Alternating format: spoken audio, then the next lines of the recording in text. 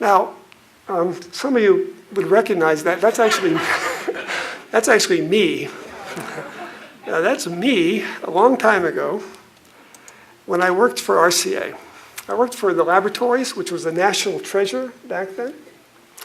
I was running the high-definition television program. I was forming what would have been the first internet company in the world. I had great colleagues. I had great partners, Citicorp, NYNEX, Philips. You couldn't have better. And I had a big budget, millions, tens of millions. And I was good at spending that budget. I can really do that. But I had almost no success. And as you know, RCA went away. And then I became part of SRI. And little did I know how wonderful that would be for me. Because here, I got to learn how to innovate. And as a result, as Alice said, we did help create the standard for HDTV. My team's won 2 Emmys. In fact, everything professionally that I wanted to do basically has been a success under SRI that I didn't do under RCA. But I had to learn how to innovate the hard way. I'm sure everybody in this room had to learn to innovate the hard way. It's crazy. If I'd had someone who'd known this when I was that age, 5 years later, I would have been in business. But we didn't have those people. Imagine if we did, what that could do for America. So we have the knowledge. We need to step up and exceed world standards. We need to look out, not just in. Just an example of that, on the Obama Innovation Council, everybody's from America. In Singapore, on the panel I'm on, everybody's from outside of Singapore. Singapore's looking out. 3 questions every time. What's going on in the world? What does it mean to Singapore? If it means something, how does Singapore do it better? Smart, right? Not rocket science, but it's smart. We still don't think we have to do that, but we do. We need to close those loopholes I mentioned, reduce our tax rates, make them easier, cut regulations that don't make sense. The ones that don't make sense, like Sarbanes-Oxley, not all regulations. You have to say that 5 times when you go to Washington. I'm not saying cut every regulation. I'm just saying be careful what you do, and particularly for, in this area, those new companies that are so important to America. And of course, we have to slash the debt. And we need to start playing to win again. That means we have to aspire to be the best. Not good, best. That's the only way to win today. If you're not aspiring to be the best, what chance have you got?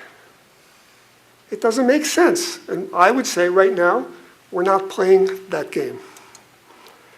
We need to embrace some of the innovation in education that I mentioned and help transform our schools and prepare the workforce we need for the future. We need to recruit the best talent from around the world, wherever it is, and bring it here and make them part of America. We need positive government policies and incentives so that people inevitably end up doing the right thing. We need to teach the fundamentals of innovation, the principles we know here so well in Silicon Valley. And again, if you don't use those principles, the farther away you get from them, the more waste and failure you will have. And of course, we need to demand the political will. Now, you'll probably be surprised at this statement, but it turns out that in Washington there isn't much courage. Have you ever noticed that? None. None's a good approximation. They're only going to do this when we demand it. That's the only way it's going to happen. We have to demand it. Develop the human capital. Imagine today, across America, 70% of our children get through algebra. Imagine if 90% did, so they could do those manufacturing jobs. Today, 14% get through calculus. Imagine if 50% got through. I actually think we can do better than this. We should set goals like this for ourselves and then be serious about the reforms necessary to make it happen. Achieve big goals. I talked to you about waste over and over again in this talk. I think we could cut the money we spend on innovation by 2 and do a better job. Now, sounds crazy. Probably, you think, Curt, that's not possible. I really think it is. I actually think it's more. Remember when Deming came along with this quality movement? And people said, oh, it's only going to be 10%, 20%, 10 times, 100 times, 1,000 times. When you work in a different way, when you work in a more productive way, really amazing things can happen. So here's an example. Suppose we just increased our GDP every year by 1% for 10 years. That would add 1.6 trillion per year to our economy and produce an additional 250 billion per year in tax revenue. I dare say this is the only way we're going to solve our debt problem. I don't know of any other way. You can't cut your way into creating the resources we need if we're not growing. And what you get from that, of course, is jobs. We want jobs. We want people to have a meaningful life where they can make a contribution, have a great job. And I'd end with the fact that we have an obligation to do this too.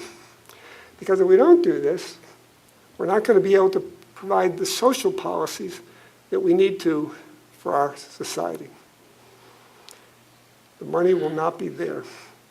And we will not be able to afford to take care of those who are unfortunately in dire straits. So I'd ask you to join me in observing the abundance that we have here in America and helping unleash it so that America can continue on the path for being number one and being able to take care of its people better than any country in the world. Thank you.